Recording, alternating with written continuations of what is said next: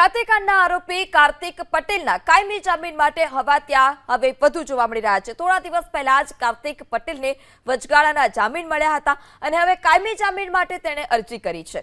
કૌભાંડથી બચવા માટે તેણે દોષનો ટોપલો ડોક્ટરો પર ઢોળ્યો। કાર્તિક પટેલને બચાવવા માટે ચાર્જશીટમાં પહેલેથી જ આરોપીઓના અલગ અલગ રોલ દર્શાવવામાં આવ્યા છે। કાર્તિક પટેલ તરફથી તેના વકીલ દલીલ કરી કે તેઓ ખ્યાતિ હોસ્પિટલના માલિક છે અને બાકીના હોસ્પિટલની રોજિંદી પ્રવૃત્તિઓમાં તેઓની કોઈ સંડોવણી નથી।